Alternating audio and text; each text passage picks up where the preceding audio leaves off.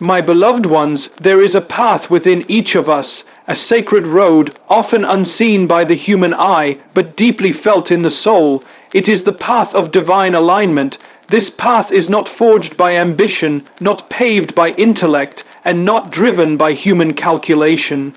It is led, step by step, by the breath, the whisper, and the wind of the divine spirit. Divine guidance begins where human control ends. This truth invites us to explore the sacred transition point between self, reliance, and spiritual surrender. Human control is driven by fear, by the need to manage outcomes, by the desire to feel safe through planning and predicting. But divine guidance does not operate in that realm. It does not require spreadsheets, guarantees, or backup plans. It begins when we reach the edge of our own ability and willingly choose to trust something higher, something unseen, something eternal. Control says, I must figure this out. Guidance whispers, let me show you the way. One is heavy, the other is light. One breeds anxiety, the other brings peace. Often, we exhaust ourselves trying to make life work through sheer effort. We overanalyze, overthink, overcommit, and overcompensate because we fear letting go. But spiritual guidance doesn't flow through force. It flows through faith. When we release control, not in recklessness, but in reverent trust, we open ourselves to divine instructions that the logical mind could never generate. This is not the absence of wisdom or planning, but the submission of those things to a greater wisdom, a higher planner. Control is rooted in ego, guidance is rooted in surrender. There comes a time in every person's journey where their own understanding fails them. The doors don't open, the path seems unclear, the effort yields no fruit. It is in that moment that divine guidance begins to whisper, but the whisper cannot be heard over the noise of control. Control is loud. It demands, it panics, it strategizes out of fear, but the voice of the Spirit is calm. It waits until you have tried and failed, struggled and surrendered, then it speaks, and when it does, clarity rushes in like a river breaking through a dam. Divine guidance isn't always what we expect. It may lead us away from comfort, from familiarity, from what seems logical, but it never leads us into harm. The guidance of the Spirit takes us on paths that grow us, stretch us, awaken us. Control wants to avoid discomfort. The Spirit wants to develop depth. Control chases immediate results. The Spirit builds eternal fruit. This is why the beginning of divine guidance feels like an ending. An ending to our plans, an ending to our way, an ending to our illusion of being in charge. This kind of surrender is not weakness. It is the strongest, most courageous decision a soul can make. To lay down the armor of certainty and say, Spirit, lead me, is to move from the illusion of power into the reality of peace. It is to leave behind the small plans we've made for ourselves and step into the greater story written for us long before we arrived. But it requires faith. Faith that there is a wisdom beyond your own. Faith that divine timing is more perfect than personal scheduling. Faith that you will not fall when you let go, but be carried. When human control is removed, divine creativity enters. When you no longer demand to know the destination, the journey becomes filled with holy moments, little confirmations, quiet signs, gentle nudges that say you're on the right track. Divine guidance isn't a spotlight that shows you the whole road. It's a lamp to your feet, enough for the next step, and then the next. But that requires release. It requires humility. It requires saying, I don't have all the answers, and I don't need to. I just need to stay close to the one who does. The spiritual life is not about taking control of your destiny. It's about yielding to the one who designed it. And in that yielding, something sacred awakens. The inner compass becomes sharper. The distractions fall away. The false directions lose their appeal. You begin to see not with the eyes of reason, but with the eyes of revelation. You sense timing, alignment, purpose not through calculation, but through communion. This is the place where heaven touches earth, not in the chaos of control, but in the stillness of surrender. The Spirit leads with peace, not pressure. This is one of the clearest signs of divine guidance. Pressure creates panic, confusion, and urgency that weighs heavy on the soul, while peace brings clarity, calm, and quiet assurance that gives strength in motion. When something is from the Spirit, it does not rush you into decisions you are not ready for, nor does it manipulate your emotions into submission. The Spirit invites, it does not force. It draws you toward wisdom, not pushes you with anxiety. Pressure often stems from external voices, expectations, comparisons, deadlines, fears. But the Spirit speaks softly from within, in a place where true discernment lives. Peace is not always the absence of challenge. It is the presence of alignment. Even in the midst of difficulty, when you are walking in step with divine guidance, there is an inner stillness that cannot be shaken. The world around you may be chaotic, but the Spirit speaks in the quiet center of your soul. Pressure shouts with noise, but peace whispers with knowing. The Spirit does not play with fear to gain your obedience. It does not use guilt to coerce your steps.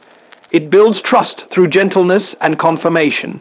It leads you into deeper waters with the quiet confidence that you are not alone, that the path is prepared, and that your steps are being ordered with purpose. When decisions come, many rush toward logic or yield to emotional intensity. But spiritual maturity is marked by learning how to wait until peace speaks. It may not always make sense to others.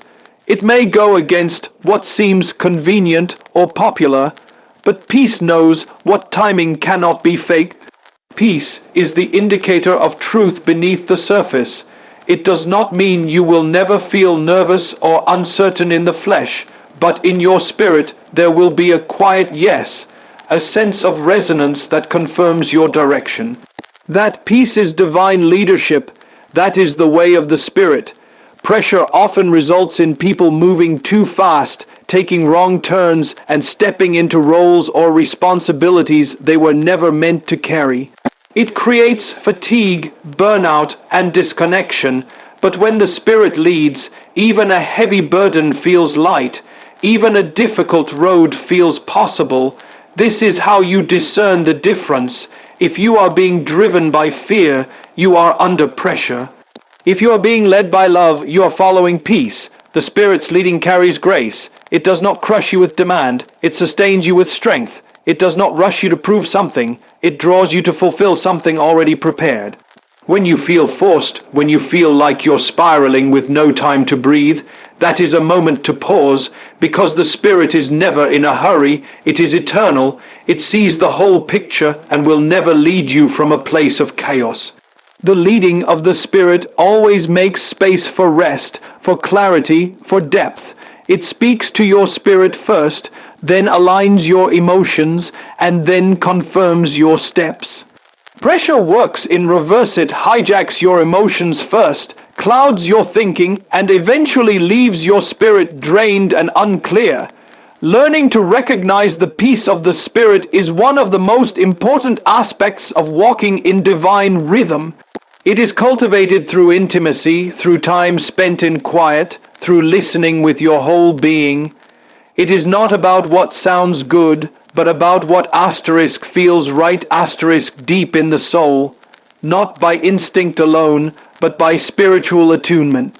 You cannot manufacture peace, you can only receive it, and when you do, it becomes your compass, your internal green light, your confirmation in the face of countless distractions.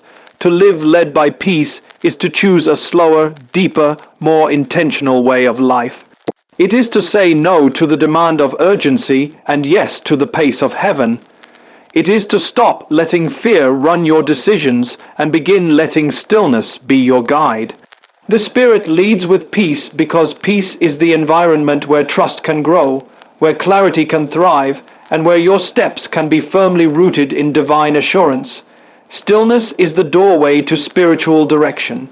In a world driven by noise, distraction, and constant motion, stillness often feels unnatural. People are conditioned to believe that action is the only path to progress, that doing more equates to becoming more, and that silence is a sign of weakness or wasted time. But spiritual direction does not come through noise.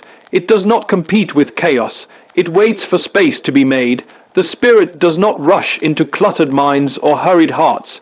It gently waits for us to slow down, quiet the voices, and become present. In stillness, we shift from striving to listening, from controlling to receiving. Stillness is not just the absence of movement, it is the presence of awareness. It is where the surface noise of life fades, and the deeper currents of wisdom begin to speak. It is in this space that the Spirit reveals what cannot be heard in the noise of routine, deadlines, and distractions. Many seek clarity, but they do not make space for it. Many ask for guidance, but they do not pause long enough to listen. Stillness is the sacred soil where divine direction begins to take root. It does not come when we demand answers. It comes when we make room for presence.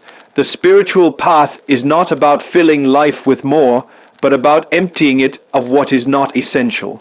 In stillness, we become aware of the subtle nudges of the Spirit, the gentle redirection of our thoughts, the quiet conviction in our heart. These are not thunderous commands, but whispers of alignment. The more we practice stillness, the more sensitive we become to divine instruction. It trains the heart to discern between what is good and what is God. It teaches us to stop reacting to life and begin responding from a deeper place of spiritual knowing. There is wisdom that only reveals itself in stillness, answers that cannot be found in books or conversations, solutions that do not come from brainstorming but from surrendering. The Spirit operates beyond human logic. Stillness aligns us with that higher intelligence. It clears the static and lets truth rise to the surface. In this space, we are reminded that we are not in control, that the pressure is not ours to carry, and that guidance is always near if we are willing to be quiet enough to hear it. Stillness is also where fear is exposed and replaced. In the quiet, our insecurities surface, our doubts become visible, and our anxieties reveal themselves. But rather than being overwhelmed, this exposure is healing. It is only when the soul is still that it can be reordered. The Spirit does not run from our weakness, it speaks directly into it. Stillness creates the environment for divine dialogue, not one-sided pleas, but mutual exchange. A place where the soul is seen and truth is spoken in return. A place where burdens are exchanged for clarity and confusion melts into direction. Cultivating stillness is not about retreating from life, but about creating space within it. A few intentional moments in stillness can set the tone for an entire day. It can reset your spirit, align your thoughts, and restore your focus. It is not a luxury, it is a necessity for those who desire to walk in divine rhythm. It is in stillness that we remember who we are, who we belong to, and which way we are meant to go. The Spirit does not shout over our distractions.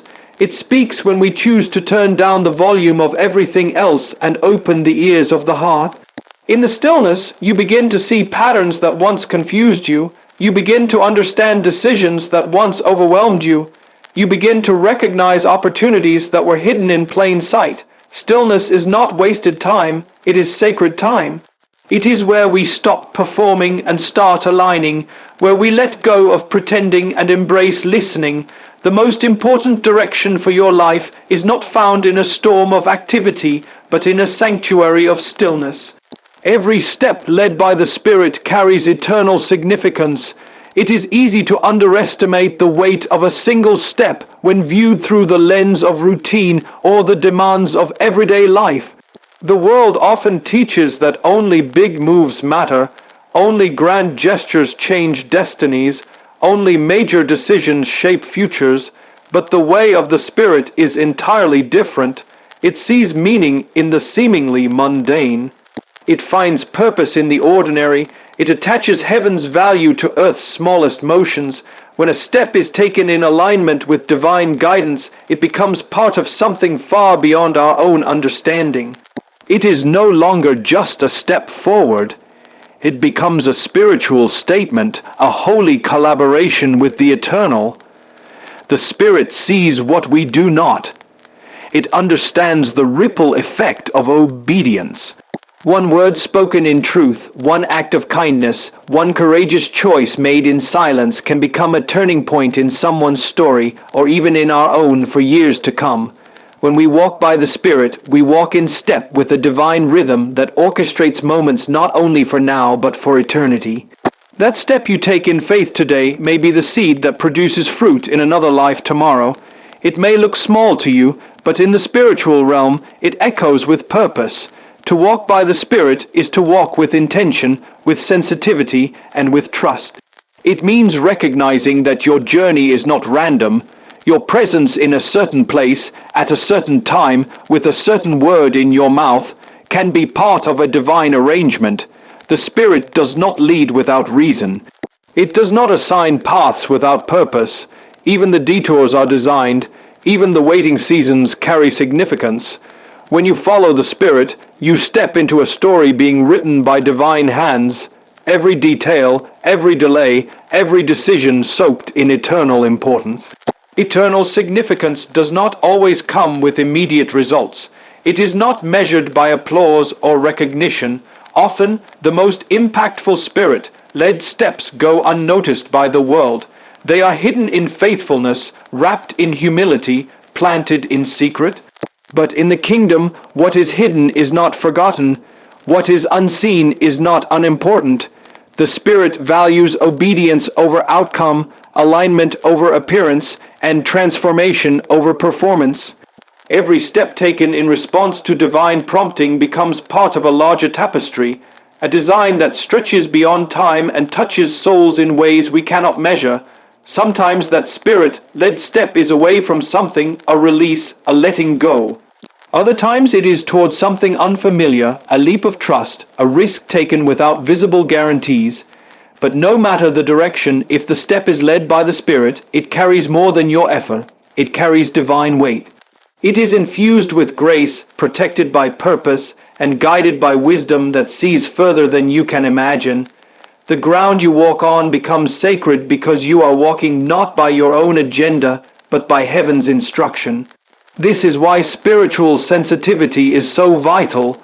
It's not about living cautiously, it's about living consciously, being aware that the choices you make, the words you speak, the actions you take under the Spirit's influence are never wasted.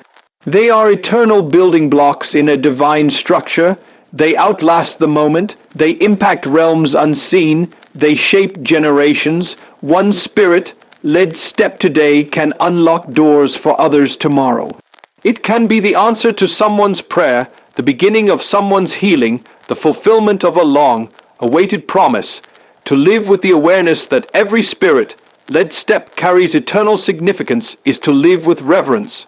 Not fear, but reverence. A deep respect for the unseen hand that guides, for the sacred responsibility of obedience, and for the miracle that your life is not accidental but divinely navigated. When you walk in this awareness, you don't just live for the moment, you live for the mission. You begin to realize that your journey is not just about reaching a destination, but about fulfilling an assignment that echoes in eternity. Surrender is the highest form of spiritual strength.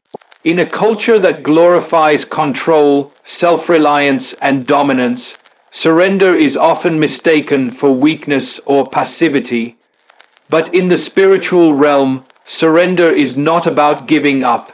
It is about giving over. It is the conscious decision to release one's own agenda, fears, and strategies and place them into the hands of a higher wisdom. This act requires more courage than control ever could. It demands trust in what cannot be seen, faith in timing that cannot be predicted, and obedience in directions that cannot be fully understood. Surrender is not the end of effort. It is the beginning of empowered action led by divine purpose. There is a kind of strength that comes from effort and striving, but there is a higher strength that comes from trust. Human strength wears out, breaks down, and burns out under pressure. But the strength that comes from surrender is renewed constantly because it is rooted in connection, not performance. When a person surrenders to the Spirit, they stop leaning on their own understanding and begin drawing from an endless source of wisdom, peace, and power. This strength does not collapse in storms, it does not run dry in wilderness seasons, it flows steadily because it is no longer self-sourced, it is Spirit-sustained. Surrender shifts the posture of the heart. It replaces resistance with openness, anxiety with peace, and striving with rest. It allows the Spirit to shape outcomes instead of forcing results. It is not passive waiting but active yielding. It listens, it discerns, it moves only when prompted. It says, "I will go where you lead," even when the path is unclear. This posture is not weakness. It is spiritual maturity. It shows a deep understanding that power does not come from having control, but from being in alignment with the one who holds all control. The surrendered heart is a vessel ready to be filled, guided, and used. True surrender often begins in brokenness. When all efforts have failed, when plans collapse, when exhaustion takes over, the soul begins to realize it was never meant to carry everything. That moment of collapse becomes sacred when it leads to surrender. The Spirit does not condemn brokenness, it meets us there, gently lifts us, and begins to lead from a place of grace. Surrender in this sense becomes the turning point. It is the pivot from fear to faith, from striving to yielding, from independence to intimacy. It is the quiet yet powerful shift that changes everything from the inside out. The strongest people in the Spirit are not those who appear the most confident, the most vocal, or the most active. They are those who have mastered the art of yielding. They move in silence, they trust in delay, they obey in simplicity. They are not driven by urgency or noise, but by the steady rhythm of divine timing. They know that the Spirit never fails to lead when the heart is fully surrendered. And in that surrender, they find peace that cannot be explained and strength that cannot be broken. Surrender transforms perspective. It teaches that closed doors are not rejection but protection, that delays are not denial but divine preparation, that redirection is not failure but guidance. When the Spirit leads a surrendered heart, even disappointments are used for greater glory. There is a divine intelligence at work behind the scenes, orchestrating the details in ways far beyond human ability. The surrendered soul no longer needs to figure everything out. It simply listens, follows, and trusts. This kind of surrender is a daily decision. It is not a one-time event. Each morning, it is choosing to lay down control again. Each challenge, each relationship, each opportunity becomes a place where surrender can happen. And with every act of surrender, the heart grows stronger in the Spirit. It becomes more sensitive to divine direction, more secure in divine timing, more steady in divine strength. The surrendered life is not weaker. It is freer, deeper, and far more powerful because it is no longer limited by human capacity but carried by divine grace. When guided by the Spirit, your life aligns with divine timing. In a world obsessed with speed, results, and instant gratification, it becomes easy to feel behind, to feel like success must happen quickly or not at all. But the Spirit does not operate according to earthly clocks or man-made deadlines. The Spirit sees the full picture, the landscape of eternity, and moves with perfect rhythm. When a life is surrendered to divine guidance, it begins to align with timing that is not rushed, not delayed, but sovereign. Divine timing is the intersection of preparation, obedience, and purpose. It cannot be forced and cannot be missed when led by the Spirit. There are seasons where everything feels still, where prayers seem unanswered, where the doors remain closed. In these seasons, impatience begins to whisper lies, suggesting you've been forgotten or overlooked. But divine timing is never idle. Even when nothing appears to be happening, something is always being formed in the unseen. The Spirit works both in front of you and within you. It prepares circumstances, yes, but it also prepares your character, your heart, your wisdom. What appears to be delay is often divine calibration, making sure that when the door opens, you are not only ready to walk through it, you are ready to carry what waits on the other side. Divine timing teaches us to trust beyond logic. There will be moments when others seem to accelerate while you feel paused. There will be moments when opportunities arise that look right, feel right, but lack the peace of the Spirit.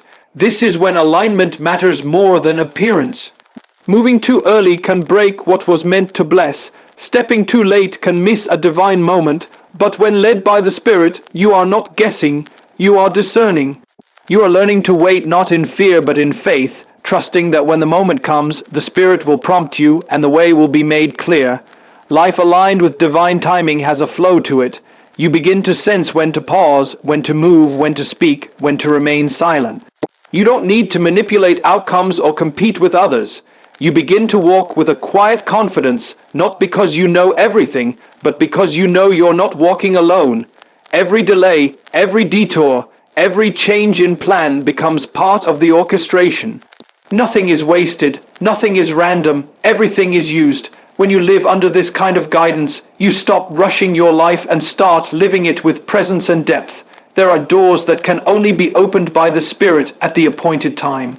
No amount of striving will unlock them early, and when the timing is not yet right, even the right things can become burdens. Divine timing is not just about the external, it protects the internal. It ensures your heart, your maturity, your foundation can sustain what you are called to carry. This is why trust is so essential. To be led by the Spirit is to walk in a kind of surrender that says, even if I don't see the next step, I trust that the right time will reveal it. Living in divine timing also means being okay with not having all the answers. It means moving when the Spirit leads, even if the timeline looks different from what you imagined. Sometimes the Spirit will accelerate you, bringing rapid alignment that seems miraculous. Other times it will ask you to remain hidden, to prepare in silence, to be still while others move forward. But in both extremes, and in the spaces between, the hand of divine timing is at work. It is precise, intentional, and filled with wisdom beyond human comprehension. As your life aligns with this rhythm, peace begins to take root in places where fear once lived. You begin to recognize that you are not late, you are not early. You are exactly where you are meant to be in this chapter. You no longer chase time, you walk in it. You no longer resist the unknown, you lean into it with faith. The pressure to perform fades and is replaced by the joy of walking in sync with a purpose greater than your own plans. This is the freedom of divine timing. This is the grace of being led step by step, moment by moment, in perfect rhythm with the Spirit's whisper. When you allow the Divine Spirit to guide your every step, you no longer walk in uncertainty. You walk in purpose. You are no longer tossed by emotions or pressured by timelines. You are anchored, directed, empowered. This is not a life of chance, but a life of divine orchestration. The quiet promptings, the inner peace, the gentle pauses, these are not just feelings, they are coordinates on a sacred map. When you surrender control, embrace stillness, and follow the peace, you begin to move in rhythm with heaven, and that rhythm never fails. It may not always be fast, it may not always make sense, but it will always be right. Let the Divine Spirit lead. Let it shape your steps, your choices, your future, because the life that is Spirit-led is the life that cannot be shaken, broken, or wasted. It is the life heaven honors. It is the life eternity remembers.